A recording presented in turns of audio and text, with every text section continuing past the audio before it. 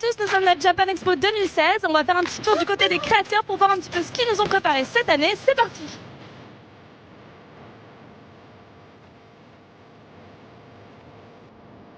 Alors cette année, moi j'ai pu remarquer que la mode change un petit peu comparé aux autres années. Il y a un petit peu moins de stands hyper kawaii de partout. Ça revient un petit peu à la tradition. J'ai remarqué qu'à Japan Expo, on n'a pas vu les autres années beaucoup de créateurs faire ce genre de choses. Comment vous appelez ça? Donc c'est l'art du mizuiki, c'est l'art japonais de faire des nœuds avec des cordes de papier. À l'intérieur des cordes, vous avez le papier japonais, le washi, qui est en bande et qui est roulé. Et le fait qu'il soit roulé, ça gagne en rigidité, mais ça reste du papier, donc c'est assez flexible et on peut le travailler en faisant des entrelacs. Au Japon, l'emballage est aussi important, voire plus important que le cadeau lui-même. Alors voilà, quand je parlais d'origami, de choses un peu plus traditionnelles que kawaii, cette année, voilà, on a des stands comme ceci. Vous pouvez nous expliquer un petit peu comment vous faites votre travail? Alors donc je pars du tapis japonais et ensuite je le plastifie après pliage. Et la plastification, du coup, ça permet à ce que ce soit beaucoup plus résistant, par exemple, à l'eau? Oui, voilà, ça l'imperméabilise, ça donne un aspect verni également brillant au papier. Oui, on a presque l'impression que c'est du plastique. En effet, la résine imprègne le papier et du coup ça transforme l'origami en plastique en quelque sorte. Alors je vous emmène sur un stand qui m'a vraiment interpellée, puisqu'on ne voit pas ces choses-là en général à Japan Expo, ou très rarement. Regardez, si je prends une pièce à part, on peut finalement voir que c'est vraiment du travail d'orfèvre, parce qu'on voit que c'est des pièces séparées qui ont été soudées ensemble. Ça s'appelle donc le comptoir de Fleury. Voilà, donc on va aller voir ce qui se passe un petit peu plus loin. Ah ben là on retrouve encore donc du steampunk.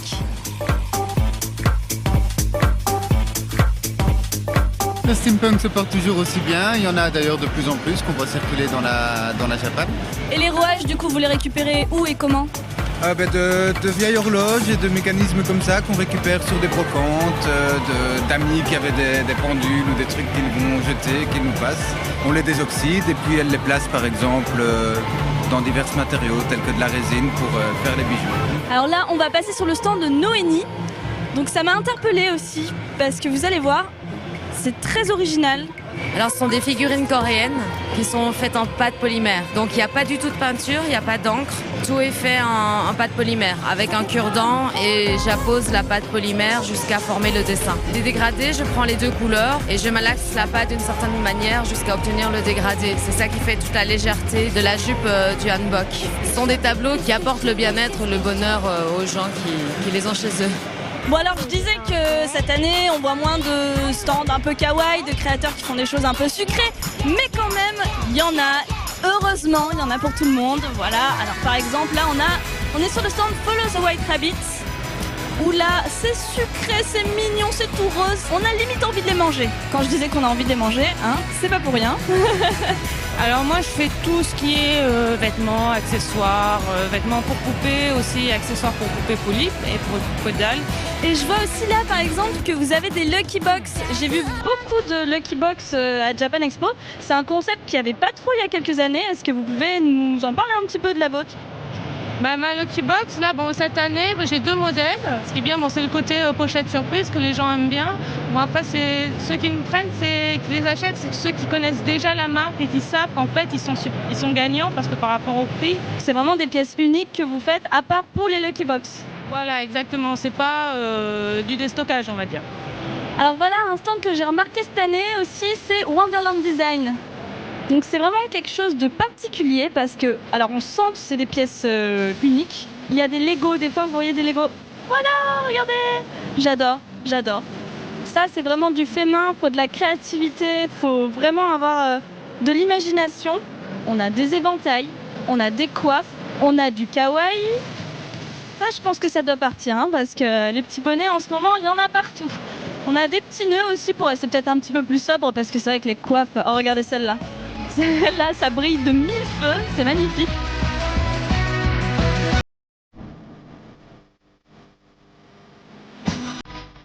Alors à Japan Expo, on n'a pas que des accessoires ou que des stands, on a aussi des défilés de mode. Donc on va voir les images tout de suite. Depuis 2011, le salon réserve une partie de sa programmation au Japan Fashion Days. C'est l'occasion pour certains créateurs et designers présents à Japan Expo de faire découvrir leur univers sur scène. C'est ainsi que jeudi, la scène Yuzu a accueilli le tremplin jeunes créateurs. Alianza, Jeff Darkart et Lola Fua ont chacun présenté leur collection au cours d'un élégant défilé. La jeune marque de kimono Lola Fua entame la marche avec une collection d'été de yukata moderne et colorée. Les formes géométriques et le tissu léger aux couleurs acidulées apportent une touche de fraîcheur et de gaieté naïve à ses créations. Jeff Darkart se démarque par son univers élégamment mélancolique. La fluidité des tissus, les couleurs pâles et le travail de mouvement dans les différentes couches voilées des robes rappellent l'écoulement de l'eau dans une apaisante obscurité. Pour finir, la créatrice Ueda Eiko, avec sa marque Alianza, a souhaité sublimer la beauté féminine à travers une collection de majestueux kimonos.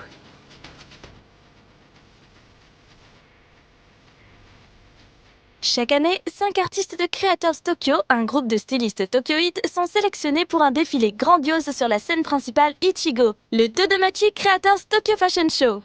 Ce sont les Orange Port qui ont ouvert le spectacle avec leur titre Trigger.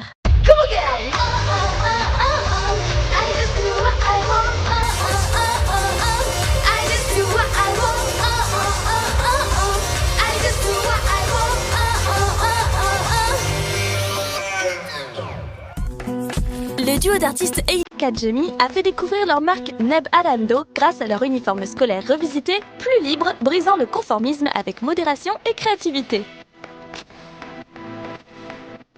La collection automne-hiver de la marque Lomei joue sur les formes et les lignes et mélange avec originalité les couleurs saturées et les textures de fourrure.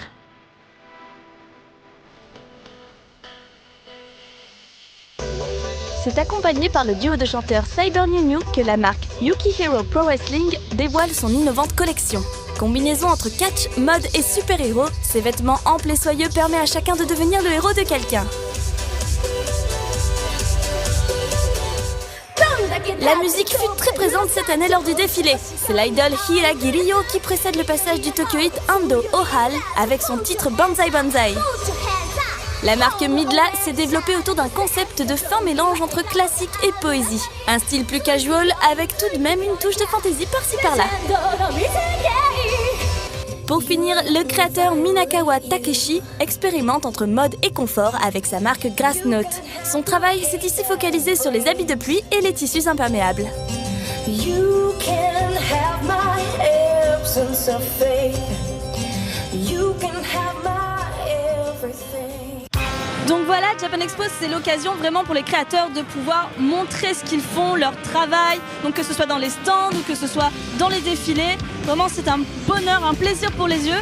Alors cette année, on peut remarquer que oui, le kawaii n'est plus trop à la tendance. Le steampunk est toujours là, je pense qu'il sera là encore pour quelques années. Et on voit beaucoup de stands qui reprennent tout ce qui est imagerie de la tradition japonaise avec les tissus, avec les origamis, etc. Et ça, je pense aussi que ça va rester quelques années. On verra ça l'année prochaine.